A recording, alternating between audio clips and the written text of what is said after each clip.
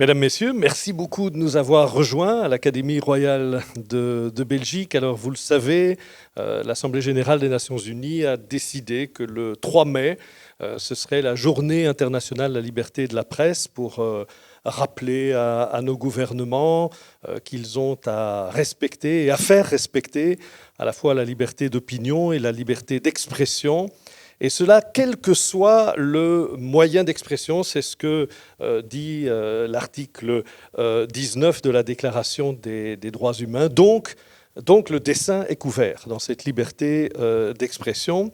Et pourtant, le dessin de presse et la caricature semblent de plus en plus souvent la cible d'interdits, de fatwas, de commentaires désagréables, de violences barbares, comme c'était évidemment le cas dans la rédaction de Charlie Hebdo en janvier 2015. Alors, l'Académie a saisi cette opportunité, cette occasion de la journée de la liberté, de la journée internationale de la liberté de presse, pour revenir sur le dessin de presse, sur ses caractéristiques, sur ses particularités, mais aussi sur les dangers qui pèsent sur sa libre expression. Et je voudrais le signaler et le souligner d'emblée, pas seulement en raison des gouvernements qui sont habitués à la dictature, pas seulement en raison de groupements extrémistes, mais aussi en conséquence de nos propres comportements, de l'évolution de nos propres cultures et, in fine, de nos sociétés qui sont pourtant institutionnellement démocratiques. Alors l'idée n'est pas ici de pointer du doigt les agissements de dictatures étrangères. L'idée, c'est plutôt de s'interroger sur l'évolution de nos propres pratiques. Alors pour cela, deux brillants dessinateurs de presse bien connus, l'un français, l'autre belge, mais tous deux membres associés de l'Académie royale de Belgique et, je voudrais le souligner, de sa classe des lettres et des sciences morales et politiques. Parce qu'en effet, notre bénéfice en ayant Jean Plantu et Pierre Kroll parmi nos membres associés, c'est de pouvoir bénéficier de leur regard et de leur habitude à commenter la presse et à commenter l'évolution de nos sociétés à travers un médium, le dessin. Alors, Jean Plantu et Pierre Kroll nous ont rejoints cet après-midi et je les en remercie très, très chaleureusement.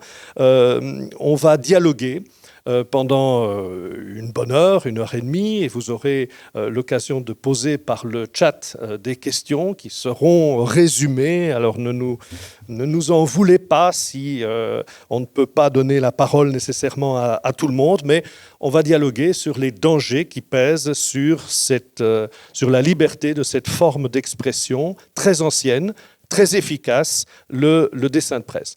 Alors je commencerai, mes chers confrères, cher Jean, cher Pierre, par une première question pour vous demander ce qui, à votre avis, fait la particularité du dessin de presse. Ou, si j'ouvre déjà un petit peu le débat, pourquoi le New York Times décide-t-il de se passer complètement du dessin de presse, ou pourquoi Le Monde, à travers Caroline Monod par exemple, s'excuse d'un dessin qui est publié dans ses colonnes, alors qu'on rencontre peu d'excuses sur le contenu d'un article.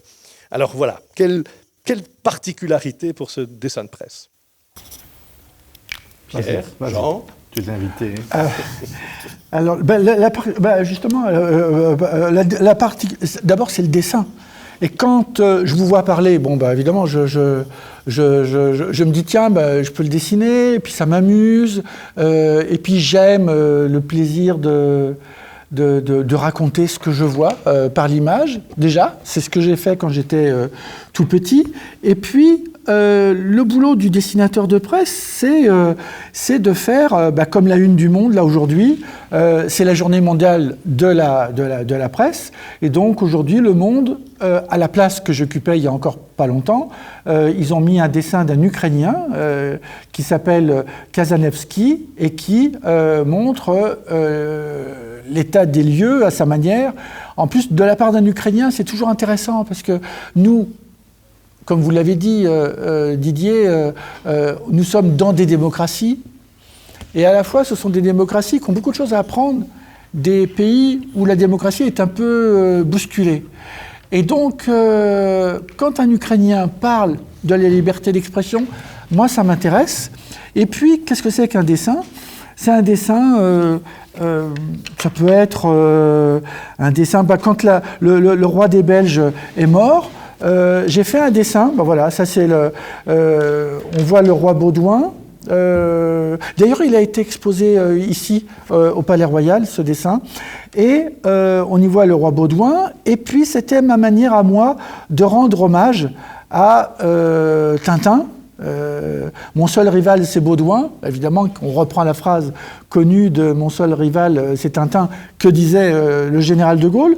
Et comme ça, voilà, il y a une émotion, on partage une émotion, on le raconte, on travaille dans un journal qui s'appelle le journal Le Monde ou le journal Le Soir, et on essaie de participer, d'inviter les lecteurs de nos quotidiens, en se connaissant la culture supposée des lecteurs et des lectrices de nos quotidiens, et on joue avec la liberté de penser, la liberté de partager et la liberté d'écouter la parole des autres qui ne sont pas forcément conquis, séduits par les dessins que nous proposons. Et on crée quoi ? On crée un truc essentiel, ça s'appelle le débat. Pierre. Eh bien, d'abord, merci, monsieur le secrétaire perpétuel. C'est un terme qu'on peut tellement rarement utiliser dans la vie. Hein. Oui. Secrétaire perpétuel trouve un peu un commerce le matin, tu viens dire ça. T'as raison. Voilà. Tout à l'heure, j'ai dit Didier, mais c'est vrai que j'aurais dû dire monsieur le... Maintenant, on va dire Didier pour la suite. Ce sera plus simple. Comme on va le faire sans doute quelquefois, si la même question est posée à nous deux, comme on pense globalement la même chose sur beaucoup de choses, je vais essayer de ne pas répéter exactement ce qu'il a dit, hein, mais je crois que c'était très très juste. D'ailleurs, je vais même le citer. Plantu parfois Jean explique parfois que ce qu'on peut nous reprocher ou qu'on a parfois du mal à nous suivre ou nous comprendre, c'est que, c'est toi qui le dis, hein, nous utilisons un moyen infantile, qui est le dessin, pour dire des choses très sérieuses, et parfois trop ou graves ou difficiles. Voilà. J'aime bien cette particularité. Moi, je la dis autrement aussi, nous sommes un hybride entre un journaliste, souvent, et un artiste. Et c'est relativement important à souligner parce qu'en tant que journaliste, on fait un métier de dire quelque chose de l'information, même si ce n'est pas nous qui la donnons en premier, nous la commentons, etc. Donc nous nous adressons supposément à tout le monde. Et c'est important d'ailleurs dans une journée comme celle de la liberté de presse. En tant qu'artiste, par contre, non. On s'adresse à tout le monde, mais on peut très bien supporter de ne pas être aimé par certains. Aucun artiste ne cherche à faire l'unanimité. Comme je dis toujours, Picasso n'a pas fait une étude de marché avant de commencer à peindre. Bon.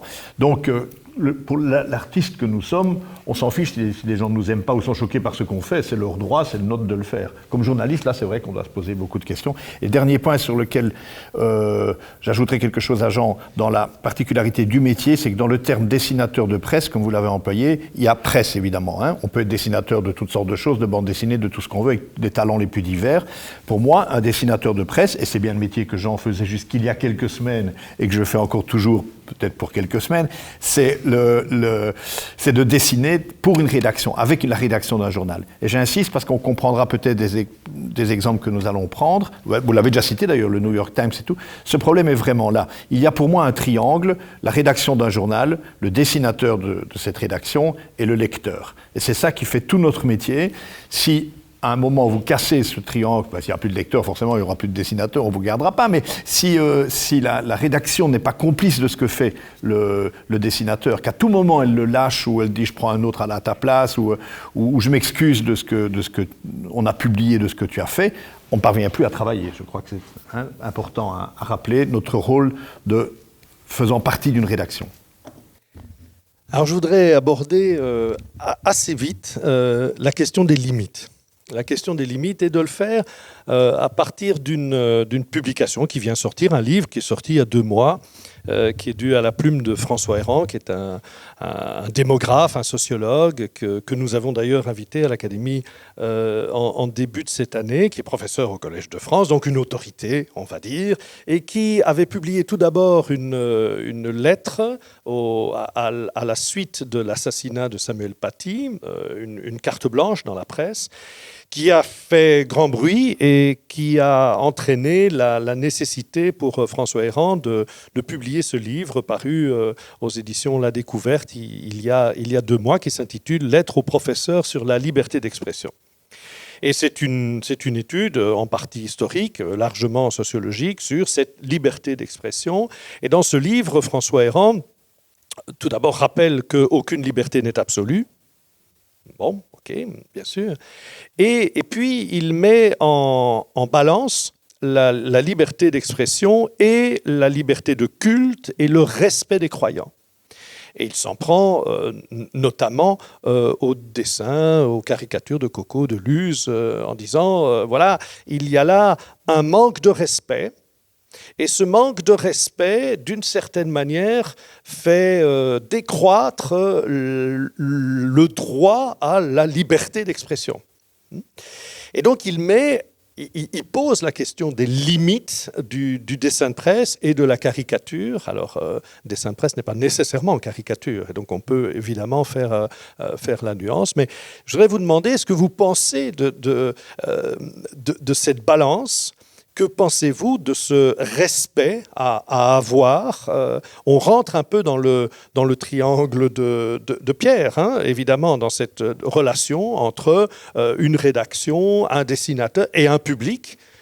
Et là-dedans, quelle place pour le respect et quelle place pour la liberté d'expression à travers le dessin ou la caricature ? Pierre, cette fois. Alors, moi, je dirais d'abord que c'est toujours, parce que ce n'est pas la première fois dans ce genre de rencontre, étonnant qu'on nous pose cette question. Pourquoi spécialement aux dessinateurs ? Il y a quand même beaucoup de métiers d'expression dans lesquels on n'aborde pas tout de suite les gens en leur disant, au fond, quelles sont vos limites ? Qu'est-ce que vous avez le droit de faire ? Quand est-ce que vous les dépassez ? Pourquoi ? Etc. Donc nous avons l'air un peu, dès le départ, mandatés pour ça. C'est un peu comme si nous, dans une rédaction de nouveau, voire dans la société, on nous demandait d'être tout le temps ceux qui montrent où elles sont les limites, qui les transgressent si ça amuse certains, qui les transgressent pas. Donc j'aurais presque envie de retourner la question, pourquoi la poser à nous ? Voilà. Bon, je ne suis pas dupe, je sais qu'on en joue beaucoup un peu de ces limites, parce que c'est drôle aussi. Et donc moi je renvoie à une autre question, c'est, il parle de limites, mais qui va les fixer ? Qui va les fixer ? C'est ça qui m'intéresse. C'est faire une sorte d'appel au respect, c'est un appel à une forme d'autocensure, alors disons. Hein, il veut dire, si j'ai très envie de me payer les croyants de telle ou telle religion, ou les croyants en général parce que je les aime pas, ou les athées parce que je les déteste, il me dit que je ne devrais peut-être pas le faire. Ok, c'est sa suggestion à l'autre, maintenant un autre me dira d'y aller. Moi, le problème des limites, c'est surtout celle-là, c'est qui va me les fixer. Je crois que c'est aussi toute la discussion qu'on peut avoir après. Est-ce que maintenant ça doit être une espèce de majorité silencieuse que tout d'un coup on entend par les réseaux sociaux ? Est-ce que ça doit être notre collègue Nicolas Vador à cette question quelles sont les limites ? Il répond lui simplement la loi, c'est tout. Il dit moi c'est uniquement, je respecte les lois, pour le reste je me soucie de rien. Je pense que je n'aide pas beaucoup, hein. Vous nous demandez peut-être à titre personnel, mais c'est pas très intéressant de savoir où je me fixe les miennes au fond. Je préfère retourner la question, parce qu'elle est intéressante dans cette journée de la liberté de presse, à qui doit-on demander quelles sont les limites qu'on doit respecter ?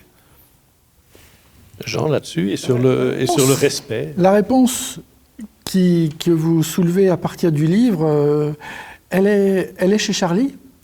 Et je le sais depuis quelque temps. Je me souviens que quand on avait été ensemble, tu sais Pierre, on avait invité plein de dessinateurs, des intellectuels, des imams, des rabbins, des religieux, des intellectuels au Conseil économique. Et on avait parlé aussi, on avait fait venir le directeur de Charlie Hebdo, Riss. Et que je trouve qu'il a un langage et un discours très intéressant.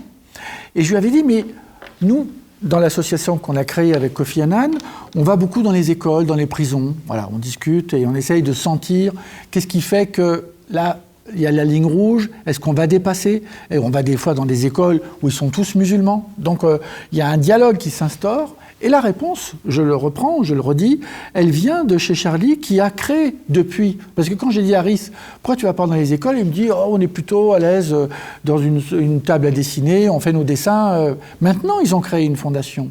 Et maintenant, ils vont dans les écoles. Et maintenant, ils montrent des PDF, un langage pour discuter avec les jeunes. Et justement, il n'y a pas les dessins dont vous parlez. Et donc, ils ont compris la conversation qu'il fallait entreprendre avec les élèves et avec les lectrices et les lecteurs. C'est pour ça que nous, quand on a créé Cartooning for Peace en 2006, il y avait eu 200 morts au Pakistan, il y avait eu des morts un peu partout, en Libye, en Égypte, et on avait réuni des dessinateurs chrétiens, des juifs, des musulmans, et on s'était dit, bon ben voilà, il va falloir qu'on discute quand même avec un peu tout le monde. On est allé au Proche-Orient, on est allé à Gaza, on est allé en Palestine, on est allé dans tout le Maghreb, et on a dit, mais les dessinateurs danois qui avaient fait les fameux dessins du prophète et les dessinateurs de Charlie Hebdo, jamais n'ont voulu humilier 1,5 milliard de musulmans. Or, c'est comme ça que ça a été compris. Ils se trompent, on les a manipulés, des imams pas toujours bienveillants ont manipulé les images de nos amis danois et on fait croire aux musulmans de la planète que le Danemark et l'Europe voulaient humilier le monde musulman, ce qui n'est pas du tout. C'est des dessins de déconneurs. Et c'est là où je m'aperçois que maintenant, Charlie Hebdo, la fondation, qui s'appelle, je crois, DCL, Dessiner, Liberté, et finalement, ils écoutent la proposition de cet intellectuel. Et je vais vous montrer un dessin que je n'ai jamais dessiné à la une du Monde. Il y a des sujets de dessins qu'il vaut mieux éviter. Quand on travaille au journal Le Monde, évidemment que ça fait partie des dessins, on ne va pas le faire. Et quand je donne ça à mon rédacteur en chef, évidemment, il rigole. Il n'est pas question une seconde de le mettre pour le partager avec les lecteurs. Parce qu'il y a un autre langage. Quand je suis avec les enfants dans une école, je lui dis, toi, tu aimes le confinement ou tu n'aimes pas le confinement. Il y a une manière de le dire à tes parents. Ouais, j'en ai marre, pourquoi on est confiné, ou pourquoi je ne vais pas à l'école, ou pourquoi je vais à l'école alors que je ne veux pas aller à l'école, pourquoi je veux... Bon. Il y a une manière de le dire à la grande sœur. Ouais, bon, t'es conne, qu'est-ce que tu as besoin de pas aller, de pas vouloir... Et puis la manière de le dire à la grand-mère. Tu sais, mamie, le confinement, d'abord, est-ce que tu es vacciné? Il y a un autre discours. Et quand on travaille au soir, et j'envie souvent mon copain Pierre Kroll, parce qu'il fait des fois des dessins, je me dis, waouh, il fait des dessins incroyables. Mais vous avez quelque chose en Belgique que j'admire. Vous êtes un peu fêlé, et c'est pour ça que j'adore la Belgique, et que dès que je peux, je suis en Belgique, parce qu'il y a quelque chose de surréaliste dans la Belgique, et je me souviens que la seule fois où j'ai pu dessiner une paire de couilles à la une du Monde, c'était quand... Reiser est mort en 83, il est mort à peu près en même temps que Hergé, et j'avais fait le dessin du gros dégueulasse de Reiser qui arrive au paradis et il a son slip avec sa couille qui dépasse et il dit à Tintin, eh oui cher ami, et Tintin qui a toujours été très poli, il dit bordel de merde. Et c'est paru à la une du Monde en 83 et pour moi c'était une immense victoire. De pouvoir d'abord rendre hommage à Reiser, de rendre hommage à Tintin et de dessiner un petit truc qui dépassait du slip. Voilà. Et c'est là où le dessinateur de presse, il est quelqu'un qui flirte avec la ligne rouge. Ça, je vais y toucher. Ça, je vais peut-être pas y toucher aujourd'hui, mais j'y toucherai après-demain. C'est-à-dire qu'il y a toujours un moment où on flirte avec les choses qu'on ne devrait pas faire, mais on le fait quand même. Pierre, oui. J'ajouterais qu'il y a pour moi aussi deux... impossibilité alors à fixer des limites. J'ai dit avant qu'il y avait la question de savoir qui la fixait pour qui. Je pense qu'il y a deux domaines, deux choses qui rendent impossible d'en fixer partout. D'abord, c'est l'humour, parce que l'humour, par définition, pour moi, je crois que beaucoup partageront ma définition, je ne l'ai pas recopiée quelque part, c'est la mienne, mais l'humour est toujours quelque part une désobéissance, qui n'a pas pour seul but de désobéir, mais il a pour but de faire de l'humour, ou de faire rire, ou de se faire sourire, de prendre une distance et tout. Donc il désobéit quelque part. Je ne vais pas faire la démonstration de ça, prenons même le nonsense, tu dis qu'on a un peu fêlé chez nous et tout, prenons l'humour britannique le plus nonsense, ça a bien une désobéissance, c'est la désobéissance par rapport au bon sens. Ce que vous faites n'a aucun sens, mais justement, c'est pour ça que ça m'amuse de le faire. Donc vous voyez ce que je veux dire, c'est qu'à un moment, si on fixe des limites qui seront la religion, etc., ce qu'on a fait déjà bien avant Charlie Hebdo est né de ça, justement, de limites qui existaient et qu'eux ont voulu franchir. Il y aura toujours un petit comique, c'est le cas de le dire, pour dire « Ah, moi je vais faire ça, je vais rigoler à l'enterrement ou je vais faire marrer quelque part où on ne peut pas. » Voilà. Donc je crois qu'à cause de ça, comme nous on pratique souvent l'humour dans nos dessins, pas toujours, mais souvent, ça rend difficile l'application de limites qu'on nous fixera, parce qu'on sera tenté d'aller par humour juste au-dessus. Et l'autre, beaucoup plus simple, c'est qu'aujourd'hui, tout circule partout et que nos dessins ne sont pas compris de la même manière partout. Jean vient de dire qu'entre la Belgique et la France, on pratiquait déjà pas tout à fait le même humour. Alors moi, je ne sais pas exactement l'humour des aborigènes d'Australie ou de tous les peuples différents de Chine. Et donc, je risque de faire des choses que je crois être respectueuses et qui ne seront peut-être pas du tout. J'ai un ami australien qui a fait un dessin sur les aborigènes. Il a été viré de son journal parce qu'il n'avait pas fait quelque chose de... il était très bien son dessin, mais il avait dessiné un aborigène et un policier aborigène. Et le policier aborigène, ça allait, mais l'aborigène qui n'était pas policier, il a été obligé il a été viré de son journal. Et là, maintenant, je me dis que maintenant, nos démocraties, l'Australie est une démocratie, et maintenant, on voit bien que nos démocraties sont en train de basculer parce qu'il y a des choses qu'on pouvait dire très simplement il y a encore 10 ans et qu'on ne peut plus dire. Et moi, je persiste à penser qu'on peut continuer à travailler nos dessins. Il y a le paquet cadeau qu'il faut accompagner. Il y a un paquet cadeau qu'il faut avoir en tête et on peut dire les choses. Mais il faut toujours penser au paquet cadeau qu'on va mettre avec. Mais on reviendra sur le paquet cadeau, mais je voudrais avant parler de l'autocensure. Parce que c'est tout à fait dans la ligne de ce que vous venez tous les deux de dire. Et ma question plus précise, est-ce que vous avez remarqué ces dernières années au monde, dans le soir ou dans d'autres contextes, un renforcement de cette autocensure? Parce que Pierre disait tout à l'heure, Errand définit des limites, mais les limites qu'il les définit, et comme elles ne sont pas définies par d'autres, je pense souvent que c'est les rédactions elles-mêmes qui s'imposent des limites. Donc on est dans l'autocensure, et ça peut aussi être un danger tout aussi pernicieux que la censure tout court. Et peut-être même plus pernicieux encore, parce que quand il y a une censure, on sait contre qui ou contre quoi on peut s'insurger. L'autocensure est beaucoup plus difficile à combattre. Alors, est-ce que vous avez des exemples, peut-être, ça serait intéressant pour ceux qui nous suivent, de voir où peut s'opérer l'autocensure de certaines rédactions ou de certains, ou peut-être même de vous-même, hein, parce que l'autocensure peut parfois commencer dès le crayon du dessinateur. Pierre, vas-y. On ne connaît pas de dessinateur sur la planète qui aille jusqu'au bout de tout. Et quand il y en a un qui le dit, c'est pas vrai. Moi, je me souviens que j'ai rencontré un Indien qui m'a dit « Ouais, j'ai des ennuis, mais parce que je fais tout ce qui me passe par la tête. » Et en fait, je me suis rendu compte que, oui, mais pas les hindous, pas les musulmans. Et donc, il y a toujours... Tous les dessinateurs qu'on connaît, il y en a qui ont une liberté incroyable. Il y a toujours un moment où ils disent « Oui, mais ça, non, ça, j'y touche pas. » Et je ne connais pas un dessinateur qui soit allé jusqu'au bout de ce qu'il a dit 5 minutes avant en disant « Ouais, moi, je vais tout dessiner ce qui me passe par la tête. » C'est pas vrai.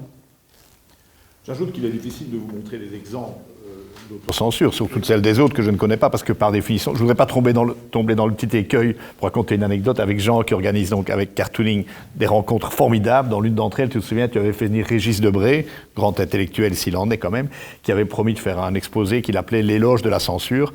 Et son pitch, comme on dit aujourd'hui, c'était de dire la censure, elle vous rend un service formidable parce qu'elle attire l'attention sur ce que vous faites. Quand vous avez un dessin censuré ou quoi, tout le monde veut le voir. Et j'ai dit à Jean, est-ce que j'ose reprendre Régis Debray, qui suis-je pour ça?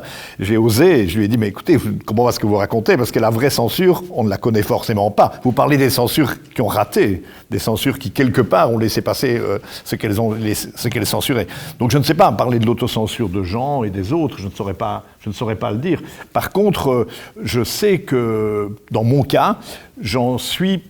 À la limite, peut-être que les vraies autocensures, je les fais tellement automatiquement que je ne sais plus en parler, mais la question est importante parce que je trouve qu'elle prend aussi des sens différents avec les époques. On pourrait dire au début, je ne vais pas dessiner des choses trop sexuelles parce que c'est celle de mon journal. Bon, il y a bien sûr s'adapter à son journal, il y a des choses comme ça. Ça, c'est une autocensure c'est pas vraiment de la censure, on se refuse de faire quelque chose, mais c'est logique, puisque vous êtes là où c'est pas ça qu'on vous demande de faire. Bon, faut pas non plus, je sais pas, moi, au football, on joue pas avec les mains, quoi, vous le savez. Bon, je veux dire, on fera une autocensure, mais normal. Bon, moi, je pense plutôt, et je suis depuis quelque temps obnubilé par c'est ma dernière idée de pseudo-intellectuel, c'est d'insister sur l'autocensure par une crainte exagérée des malentendus.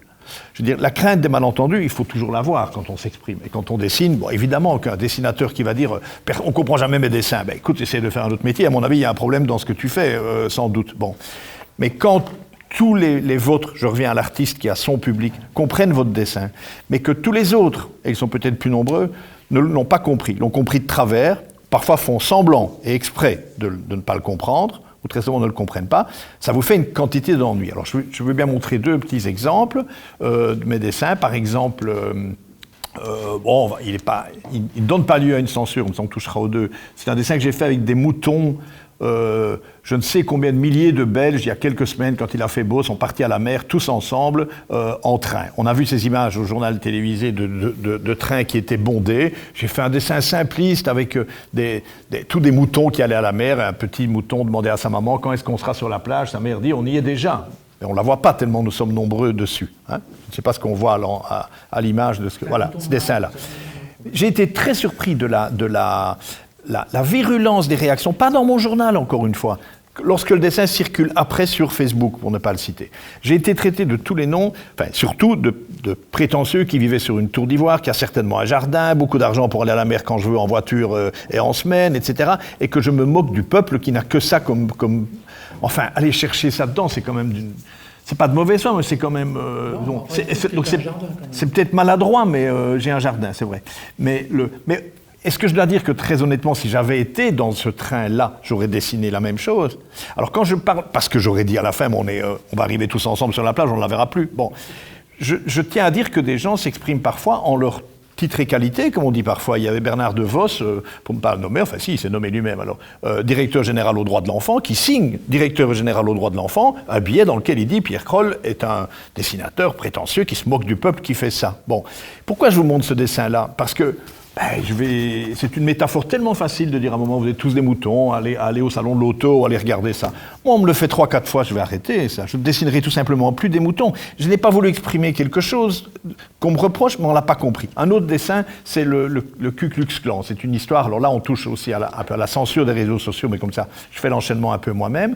Mais vous verrez, je reste bien sur l'autocensure. Il y a 15 jours, la condamnation de Derek Chauvin, le policier qui a tué George Floyd. Vous connaissez l'histoire. Mon journal me fait remarquer que c'est arrivé depuis 48 heures et que j'ai rien dessiné là-dessus. Je prends ça comme un petit appel à faire quelque chose.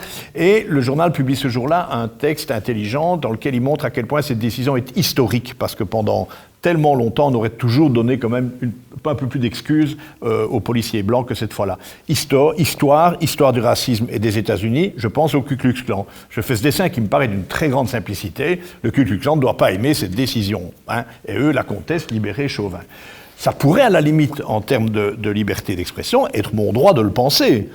Mais je suis capable de me dessiner. Je n'ai pas une cagoule comme ça. Je me mettrai moi, alors. Hein, je ne dessine... Bon, là, c'est clair que c'est le Ku Klux Klan. On peut discuter le bonnet d'un des personnages. C'est une allusion, évidemment, à Trump. Il a plutôt un bonnet horizontal. Il doit avoir sa mèche dedans. Mais c'est facultatif. Ça fait rire ou pas. Enfin, ça a un sens. Hein. Trump était quand même plus proche d'eux que d'autres présidents. Voilà. Et vous voyez ce qui est indiqué au-dessus, parce que ceci n'est pas le dessin, mais la capture d'écran de la page Facebook en question. Vous ne pouvez pas publier ou commenter pendant 30 jours. Donc, j'ai été puni par ce dessin, par Facebook. Sans doute, et c'est un algorithme qui est réglé pour repérer l'apologie du Ku Klux Klan partout, et qui, pour bien faire, pendant des décennies, on a dit à Facebook qu'il ne réglementait rien. Maintenant, il réglemente tellement bien qu'il voit Ku Klux Klan, hop, on interdit. Et on punit le supposé militant du Ku Klux Klan que je suis pendant 30 jours pour ce dessin qu'on n'a pas compris. Pourquoi je vous le montre? On peut parler des censures, puisqu'il y en a donc bien une après. Je suis censuré pour 30 jours sur ce réseau social. Maintenant, est-ce que ce réseau est un média? Est-ce qu'il a le droit de faire ça? Tout, c'est un autre débat. En tout cas, c'est un nouveau malentendu, puisque je sais que c'est automatique, qu'une machine va automatiquement repérer un Ku Klux Klan. Je ne vais plus en dessiner juste pour ne pas perdre mon temps. Donc je ne vais plus dessiner des femmes seins nus. Alors, c'est pas mon passe-temps favori, mais les fémènes, elles le font exprès d'être seins nus. Si je dois les dessiner en bikini, on comprend plus mon dessin. Bon, mais je le ferai plus puisque Facebook va l'enlever. Donc, en tout cas, pour Facebook, il y a une série de choses. Et ça n'a l'air de rien, ce que je vous dis là. Mais je pense que c'est une grande autocensure qui arrive, qui approche. C'est celle de la vie tranquille, ou même celle de l'inutilité, puisque des machines automatiquement vont vous enlever ce que vous faites. Vous ne le ferez plus. Tout à fait. Et du côté des rédactions, est-ce que une fois qu'on s'est coulé dans le moule de la rédaction, est-ce qu'il arrive un peu plus souvent que finalement, comme au Monde avec le dessin de Xavier Gors, il y ait une autocensure. Le Monde l'a publié, ce dessin, et puis il s'en est excusé. Mais est-ce qu'on constate que les rédactions sont plus frileuses aujourd'hui qu'avant, ou pas ou, Il y a plus fort que tout ça. C'est incroyable. C'est que j'ai découverte. Je vais vous montrer. Je vais vous montrer ce dessin qui est de Janko, qui est un dessinateur hollandais, pour vous montrer à quel point maintenant, quand on montre un dessin dans nos expositions, ça c'est un dessin sur le doute. Et ce dessin de Janko, qui est des Pays-Bas, montre ce petit bonhomme qu'on voit les fesses qui sortent du nuage, et celui qui est en bas, il dit « alors ?» comme s'il y avait une réponse à avoir. Eh bien, ce dessin est interdit dans certains endroits de la Méditerranée. Pourquoi ? Parce que c'est un dessin sur le doute, et il y a des pays autour de la Méditerranée où le doute est interdit. Alors ça, c'est la censure à l'ancienne, idiote, et c'est censure efficace, ça marche. Je vais vous montrer un autre dessin, et là, c'est plus grave. Là, on est en 2006, je crois. Je fais un dessin, et là, ce n'est pas une censure qui est pensée comme censure, mais c'est un dessin qui parle de les fricotages entre Total, qui gère le pétrole en Birmanie, et qui fricote avec le pouvoir, la dictature birmane. Je fais ce dessin-là. Je le montre à la rédaction en chef, il n'y a pas de problème. Ce dessin, il n'y a pas de problème, il est à la une, et on le met à la une, et il y a le titre, des milliers de bonzes, et on est en 2007. Voilà, on est en 2007. Jusque-là, ça va. Arrive un rédacteur en chef qui dit « j'ai oublié de vous dire, les amis, en page 12, il y a une interview du PDG de Total, j'ai complètement oublié de vous le dire. Jean, écoute, c'est vraiment un problème, parce que ton dessin, il est très bien, et on ne va pas le mettre aujourd'hui, je ne pense pas, mais on le mettra demain. » Et pendant qu'il parle, il y a un gars que je connais qui s'occupe de la page, j'entends clic, clic, clic. C'est bien plus fort que l'autocensure, bien plus fort que la censure. C'est le clic que j'ai entendu. On est en 2007 et je comprends que la liberté d'expression en image dans un journal va dépendre d'un clic, d'un gars qui gère les clics. Le gars, qu'est-ce qu'il met ?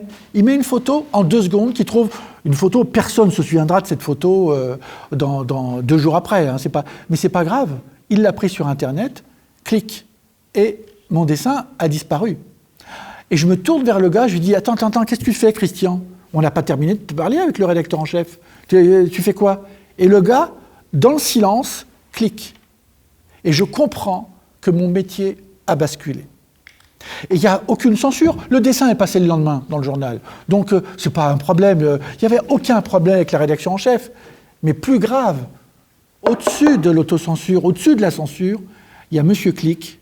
Et Monsieur Click avait fait le boulot avant tout le monde. Et c'est là où j'ai compris que Internet, qui est un outil génial, est devenu le maître. Oui, question d'autocensure, un peu de... Pas un glossaire, on se comprend, on n'en parle pas des mots très difficiles, mais je veux dire, parler de 3 niveaux. Dans mon travail, je n'emploie pas le terme de censure quand un dessin est refusé par un journal. Je tiens à le préciser, je crois que Jean sera d'accord, si un journal me refuse un dessin, c'est encore son droit. Moi, je ne suis pas propriétaire du journal, je n'ai pas l'argent de la famille Rossel et tout ça. Bon, je ne peux pas acheter le soir. Si je leur fournis quelque chose dont ils ne veulent pas, c'est encore leur droit. Mais j'ai parlé tout à l'heure du triangle important de la rédaction. Par contre, s'ils me le refusent tout le temps, ils ne vont pas continuer à me payer, il y aura un problème là. Et ça passe au deuxième point, c'est celui des excuses apportées. On a évoqué ça une fois ou l'autre. On peut peut-être montrer brièvement le dessin de Gors Encore qu'on lui donne beaucoup trop d'importance à ce dessin, moi je pense qu'on peut... Enfin voilà, mais c'est le dessin d'un dessinateur du Monde, qui n'est pas Plantu, parce qu'il y en avait un autre, qui s'appelle Xavier Gors, qui dessine toujours des pingouins qui commentent l'actualité. Voilà. Et ici, on est en pleine, vous verrez la référence à ces histoires d'inceste nombreuses en France. Le livre, comment ça s'appelait Ça n'existe qu'en France. Ça n'existe qu'en France, voilà. Non, c'est pas le titre du livre, il en a trouvé un beau, mais... Enfin, vous avez vu ça, et puis les propos de Finkielkraut sur l'inceste, enfin bon, parce que ce que je tiens à dire, c'est que ce dessin, d'abord, c'est un dessin. Hein. Gors n'a pas dessiné la rédaction du Monde, il n'a pas dessiné le philosophe en question, il n'a pas dessiné lui-même, il a dessiné des pingouins qui parlent de cette affaire. Bon, ça donne sur les réseaux sociaux tout un remue-ménage de gens qui disent « c'est se moquer de ces victimes, c'est tout ça, etc. » Bon, vous pourrez retrouver tout ça sur Internet, cette polémique en elle-même, mais le journal après s'excuse. Et Gors lui claque la porte, il dit bon, tout ce que je veux dire par là, à propos de la censure, c'est que donc ça, c'est déjà un autre niveau. Ce n'est pas un dessin censuré, la preuve. Il est là, je l'ai vu, il n'est pas censuré. Mais il provoque... Il est toujours sur Internet. Il est dans le site du Monde. C'est-à-dire qu'il n'est pas du tout censuré. Il y a un malentendu, mais il n'est pas censuré. Mais il provoque le départ du dessinateur. Et alors, troisième dessin récent, certains connaissent peut-être le petit feuilleton que je raconte là, c'est le dessin du New York Times. En fait, il est précédent de l'autre. Donc, c'est un dessin qu'il faut situer dans son époque. C'est le moment où les États-Unis ont décidé de déménager leur ambassade qui était à Tel Aviv pour la mettre à Jérusalem, ce qui est une revendication de certains politiques israéliens depuis longtemps. Je ne sais même pas si on peut dire de tout Israël, sans doute non, mais en tout cas de Netanyahou. Ce dessin, dessiné par Antonio, un dessinateur portugais, a provoqué son éviction du journal. C'est pas tout à fait vrai parce qu'il en était extérieur, disons qu'on ne veut plus, on ne veut plus de ses œuvres à lui, et du coup, de plus aucun dessinateur. Si je le mets dans ma petite progression, c'est qu'on part du fait de, pour moi, un refus, c'est acceptable. Une acceptation pour s'excuser après, c'est pire qu'un refus. Gors aurait préféré qu'on lui refuse son dessin, c'est plus clair. Troisième niveau, on refuse un métier entier. C'est fini. On se dit, c'est plus facile si on ne prend plus jamais aucun dessin. Et c'est bien le métier qu'on critique, parce que si vous reprenez ce dessin-là, j'aime bien, moi, raconter ce qu'il aurait été, ce dessin, ce qu'il eût été, pour bien parler, s'il avait été un écrit. Donc, je vous ai dit qu'on était à la fois des artistes et des journalistes. Eh bien, si un journaliste avait écrit ceci, en gros, Trump n'est pas le plus fin connaisseur de la politique du Moyen-Orient, qui est du reste à peu près la plus compliquée au monde. Hein. Tout le monde le sait, il suffit de voir les victimes qu'elle fait. Voilà. Et donc, pour se faire conduire dans ses décisions, comme par un chien d'aveugle, il a, pour le conduire, Benjamin Netanyahou. Voilà. Vous auriez dit ça, est-ce que ce journaliste était renvoyé? Moi, je ne pense pas. Et le dessin ne dit rien d'autre que ça. Quand on résume mal le dessin, comme les caricatures du Danemark, qu'on dit aux gens, il y a des Danois qui ont dessiné le prophète comme un cochon, ce qu'ils n'ont jamais fait et tout. Si on dit, oui, il y a quelqu'un qui dessine les Juifs comme des chiens, ou ne fût-ce que Netanyahou, et qu'on ne précise pas d'aveugle, parce que dans un couple chien pour aveugle et aveugle, c'est le chien le plus intelligent, hein, en tout cas au niveau oculaire. Bon, donc c'est pas méchant. Tu vas avoir des ennuis avec oculaire. Tu vas avoir des problèmes, non, toi. Je dis que le chien d'aveugle voit mieux que l'aveugle. Non, c'est pas ça que t'as dit. T'as dit qu'il était plus intelligent que l'aveugle. Oculairement, j'ai dit. Ouais, non, mais tu t'es rattrapé après. Mais tu vois le danger des malentendus, voilà, la peur des malentendus. Envoyer des trucs sur Facebook qui viennent dire des bêtises, il faut absolument le... Voilà, donc je voulais faire la petite différence. C'est pas grave un dessin qu'on refuse. C'est évidemment grave le jour où le métier totalement disparaît. Je veux pas faire des enchaînements. Ça ne doit pas être la conclusion du débat, hein, mais c'est de ça qu'on parle, hein, quand même. Jean. Une chose, je remontre le dessin en question avec... quand tu parles, c'est intéressant ce que tu dis sur le gars qui écrit. Le gars qui écrit, il dit, par exemple, Trump est allé au mur de lamentation à Jérusalem et il a mis la kippa. Jusque-là, il n'y a aucun problème. Or, je sais qu'un dessinateur de presse sur la planète, il dessine le président des États-Unis avec la kippa, à tous les coups, il sera traité d'antisémite. À tous les coups. C'est une erreur, les gens se trompent, ça n'a rien d'antisémite, c'est comme ça que c'est pour ça que je soutiens Mordicus, ce dessinateur qui s'appelle Antonio. Et pour vous montrer à quel point les dessinateurs, pour ça que je suis quand même optimiste sur l'avenir du dessin de presse, c'est qu'il y a un dessinateur qui est tunisien qui a répondu à l'interdit. Il a dit, attendez, moi je vais faire Trump en saoudien, qui se fait avec un chien saoudien et avec une petite barbe, une barbichette de saoudien, et le dessin est passé comme une lettre à la poste. Et on peut l'utiliser sans problème. Pourquoi? Parce que dessiner un président des États-Unis habillé comme un saoudien, il n'y a aucun problème, alors que lui mettre une kippa, il y a un problème. Et c'est là où c'est pour ça qu'on fait des rencontres avec Pierre Kroll, avec d'autres dessinateurs, avec des chrétiens, des juifs, des musulmans. On y fait même venir des imams, des rabbins et des prêtres, parce qu'en fait, on se rend compte qu'on peut très bien dialoguer calmement. Et tu te souviens, il y avait même une femme rabbin qui était venue, qui est très jolie en plus, elle est hyper craquante, et il y a un dessinateur, je me demande si c'est pas toi. Ça aussi, attaquez-le. Écrivez que ce type est un machiste qui ramène immédiatement une femme à son physique, ce qui ne se serait jamais permis si c'était un homme rabbin. Non, mais Delphine Orveller, je suis désolé, mais elle est J'espère que le message est passé. Et il y a un dessinateur qui a dit « je me la ferais bien ». Et pendant qu'elle parlait, la femme rabbin qui parle, il y a un écran, il y a l'écran derrière, il y a marqué « la rabbin, je me la ferais bien ». Et c'est génial, parce qu'elle a été la première à rigoler. Et c'est là où on a beaucoup de choses à partager. Il suffit... Vous avez dit tout à l'heure, il y a la mauvaise foi qui intervient maintenant. Maintenant, il y a des gens de mauvaise foi qui se sont arrogés le droit d'être procureurs de gens qui sont soi-disant des pauvres victimes. Ils leur ont rien demandé, comme pour le dessin de Gorce, qui soi-disant se moque des transgenres. Le dessin de Gorce ne se moque pas des transgenres. Et il y a des gens qui se croient porte-parole des transgenres. Ouais, vous vous rendez compte, ils se moquent des transgenres. Ils s'en moquent pas. Mais donc, qu'est-ce que ça nous dit de l'évolution de la société? Alors, selon vous, cette évolution sur l'absence de perception du sens des dessins. Est-ce que, parce que dans le débat sur Gorce, Gorce a expliqué son dessin. Et ce qu'il a regretté, Pierre Kroll en parlait un peu, mais c'était l'excuse. Il a dit, moi je veux bien qu'on explique mon dessin, mais qu'on s'excuse sans donner d'explication, ça ne va pas. Donc on remplace l'explication par l'excuse, tout simplement. Donc qu'est-ce que ça dit, selon vous, de l'évolution des sociétés? Est-ce qu'il y a des publics qui existaient, j'en ai un peu discuté avec Pierre, et est-ce qu'il y avait déjà des publics qui existaient mais qui n'avaient pas voix au chapitre?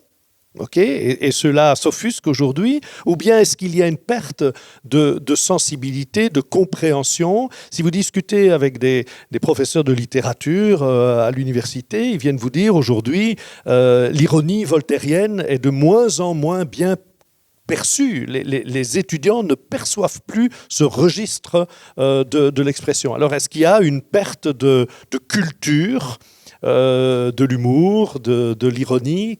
Qu'est-ce que ça dit selon vous? Regardez, ça, c'est un point d'interrogation. Eh bien, en 1850, il y avait quelqu'un qui avait inventé le point d'ironie. Le point d'ironie, c'est ça, que très connu avec Agnès B. Les émojis, c'est ce qui nous permettent... LOL. Voilà, LOL. Ça nous permet de faire un hypertexte. Exactement. Et ça permet de dire, attendez, vous savez, quand les gens ils font comme ça, entre guillemets, non, on fait semblant d'avoir perdu l'ironie.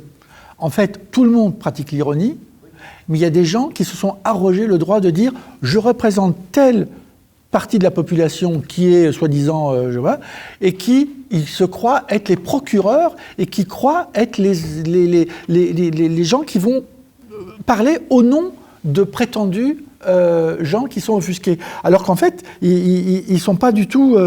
ils n'ont aucun droit de s'arroger ce droit-là. Un autre dessin qui nous vient d'Israël. Là, c'est Avikat, c'est un dessinateur que j'aime beaucoup. Il a dessiné Netanyahou qui avait fait un selfie avec les gars de son gouvernement, et il avait repris la ferme des animaux de Orwell, et il les a tous dessinés en cochons. Le gars qui travaillait, Avikat, travaillait pour le Jerusalem Report, qui est un journal israélien. Il a été viré tout de suite. Alors qu'il est juif, le gars. Il a été viré comme dessinateur antisémite. C'est-à-dire qu'aujourd'hui, ça va être comme ça tout le temps. Ça va être comme ça tout le temps. Et je suis un peu inquiet. Et d'ailleurs, très intelligemment, notre ami Kishka avait ressorti un dessin de Zev, qui est un grand dessinateur des années 80. Il avait dessiné Menahem Begin en cochon, et tout le gouvernement israélien au cochon. Et à l'époque, les réseaux sociaux n'existaient pas. On est dans les années 80. Et c'est passé comme une lettre à la poste. Et aujourd'hui, il y a des gens qui ont inventé. C'est pour ça qu'on on est là où on est, c'est grâce à Kofi Annan. C'est Kofi Annan qui m'a dit « réunis des chrétiens, des juifs et des musulmans ». À partir de là, tout est possible. Il y avait une question précise et difficile posée par le secrétaire perpétuel. C'est qu'est-ce que ça dit de notre société? Je cherche une réponse, je n'en ai pas de simple. Peut-être que ça dit que notre société est très compliquée, toujours un peu plus. Mais j'entrevois un petit quelque chose aussi qui est peut-être le fait que des objets qui sont des résultants de la liberté acquise, comme par exemple nos dessins, deviennent des outils pour d'autres, eux-mêmes, pour limiter ces expressions. C'est ceux qui, comme tu dis, le font exprès de faire semblant de ne pas comprendre. Parce que si on revient même au dessin du New York Times, il y a quand même des gens à la rédaction du New York Times qui ont compris ce que je viens de dire, c'est pas possible, qui savent bien que ce dessin veut dire que Trump se fait conduire par Netanyahou, point. Alors pourquoi est-ce qu'ils craquent devant simplement la quantité, c'est ce que je disais tout à l'heure, du nombre de gens qui ont réagi sur les réseaux sociaux? Je crois que non, je crois que c'est aussi, ils vont se resservir à ce moment-là de ce dessin pour dire nous aimons bien Netanyahou. Tu ne crois pas? Je veux dire, comme je crois que c'est les réseaux sociaux qui ont déterminé leur choix, et je pense que de plus en plus, les rédacteurs en chef ou les décideurs en images pétochent devant la montée des réseaux sociaux. Oui, j'en suis sûr, c'est vrai. Regarde, ça c'est une dessinatrice aux États-Unis. C'est une blanche qui pousse un caddie. Et la petite noire, elle dit « je ne peux pas respirer ». Et l'autre blanche qui se moque de la fille noire, elle dit bah, « t'as qu'à enlever ton masque ridicule, t'as qu'à l'enlever ».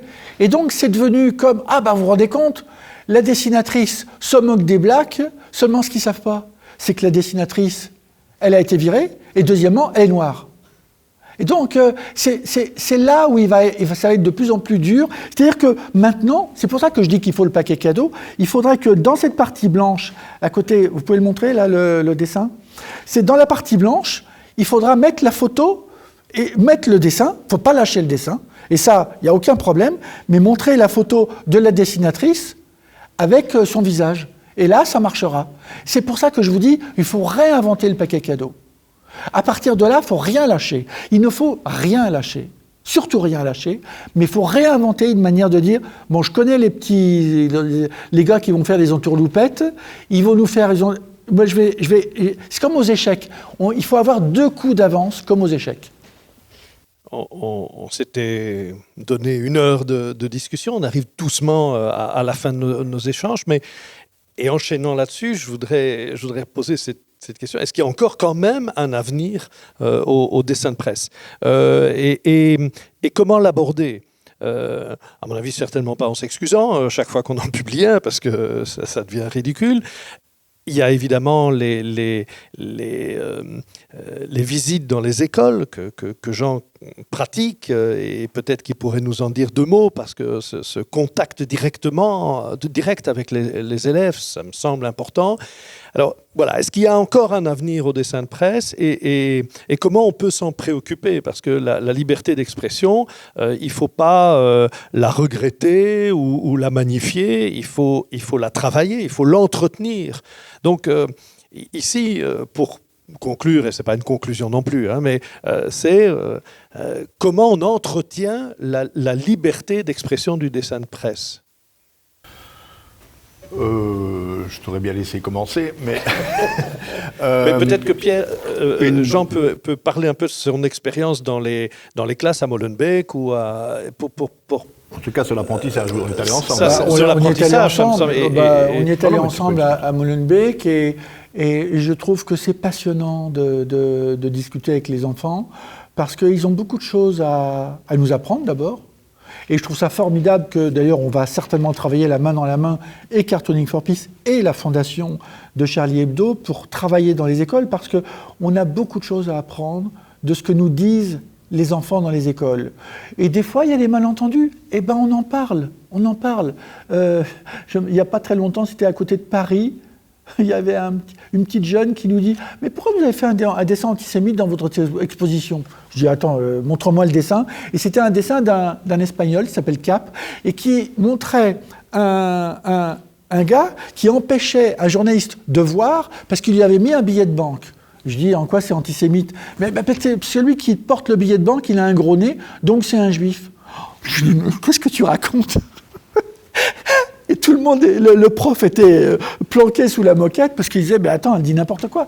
Et donc elle trouvait normal d'associer juif et argent, que évidemment pour elle, les juifs avaient de l'argent. Et je me dis, mais il faut absolument revenir. Et d'ailleurs, je suis revenu dans cette école pour parler et reparler. Parce qu'en fait, il y a des malentendus qui se sont construits un peu partout. Il faut juste y aller avec douceur, c'est de l'alchimie, et on finit par dialoguer avec ces jeunes qui, des fois, ils disent des choses un petit peu, ils dérapent un peu, mais à la fois, ils parlent avec des dessinateurs qui, eux, dérapent. Nous, on fait partie d'une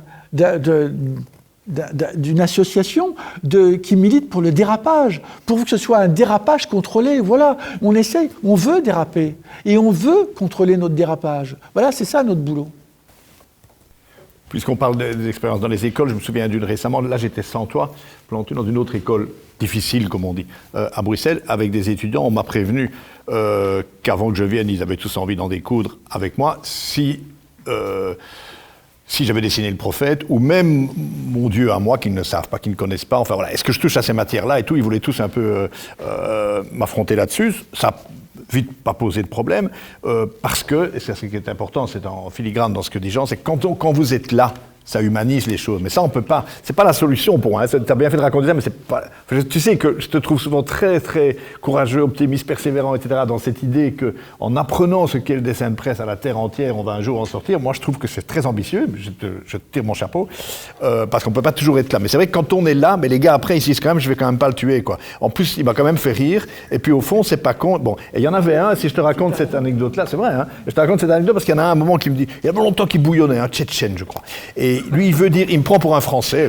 Enfin, bon, on était pourtant à Bruxelles, mais enfin, c'est en tout cas, moi, je suis sûr que Macron, c'est une marionnette de Poutine. Macron, il ne décide de rien, c'est Poutine qui lui fait faire tout. C'est Poutine qui s'en sert, etc. C'est une marionnette, et il parle, il laisse s'exciter. Les autres à côté se moquent un peu de lui, certains sont d'accord, je sais pas quoi. Je dis, attends, tu peux t'arrêter? Tu sais ce que tu devrais faire, toi? Mais caricaturiste. Je dis, moi, je ne suis pas d'accord avec ce que tu dis. Je ne crois pas la même chose que toi. Mais dessine-la moi. Dessine-moi une marionnette qu'avec l'autre, je ne sais pas dessiner. Attends, essaye, apprends. Je dis, mais tu fais la même chose que moi. Et moi, je défends ce que tu fais là. Je ne suis pas d'accord avec ton idée. Parce que c'était très petit la salle. Parce que moi, je l'ai fait dessiner avec mon iPad. Je l'ai fait venir. Et souvent, ça commence très mal. Je dis, oh, qu'est-ce qu'il va me dessiner? Et souvent, il me dessine un lapin. Et il remet sa capuche. Tu vois, je ne me suis pas laissé faire. Mais il me dessine un truc tout gentil. C'est incroyable. Et il faut juste les inviter à dessiner. En revanche, dans une école où j'étais avec lui, ça tu t'en souviendras, il y avait des jeunes musulmans, je crois tous. C'était sans doute pas un hasard, j'en sais rien, c'est pas moi qui ai invité. Mais on fait réagir à des dessins, ils choisissent parmi nos dessins. Tu vois. Et il y a un gamin, je l'ai revu après, on s'est bien entendu, qui choisit un dessin de moi qui a un titre. Et le titre, c'est respecter toutes les religions, l'infinitif, respecter toutes les religions. Et puis il y a le Christ en croix de dos et un Romain qui finit de le clouer, qui dit « J'espère qu'il est bien droit, quoi. » Voilà, je veux respecter cette religion qui n'est pas la mienne, moi je le cloue comme on m'a demandé, mais droit, voilà, par respect. Voilà, ironie voltairienne, je pense. Et le gamin avait choisi ce dessin parce qu'il aimait le titre. Alors c'était un peu piégé quand même, hein. C'est la force de l'écriture. Il avait compris l'ironie du deuxième degré. Non, pas vraiment. Non. J'ai dû expliquer, oui, mais tu vois ce que je veux expliquer en dessous, c'est qu'on n'y arrive pas à respecter toutes les religions. Le Romain, il veut bien essayer, mais il ne comprend pas. Et, donc je ne suis pas convaincu que c'est la solution à tout, mais voilà, Plantu est là pour le faire, il y va, l'enseignement du dessin de presse. Mais tu as raison, hein, idéalement, il faudrait que les gens comprennent, mais c'est pas que des jeunes et des enfants. Hein. La mauvaise foi dont tu parlais tout à l'heure, on a un peu évoqué Israël ou des problèmes qu'on rencontre avec des communautés. Moi, j'ai encore un dessin relativement récent où j'ai été traité pour la Xème fois, gravement, sérieusement, et j'en ai totalement marre.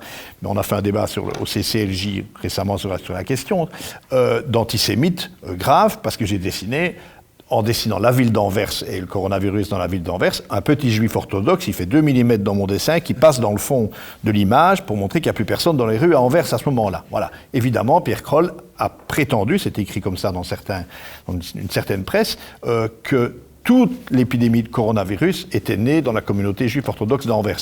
Il faut quand même beaucoup de mauvaise foi pour aller trouver ça dans mon dessin. Hein. Bon.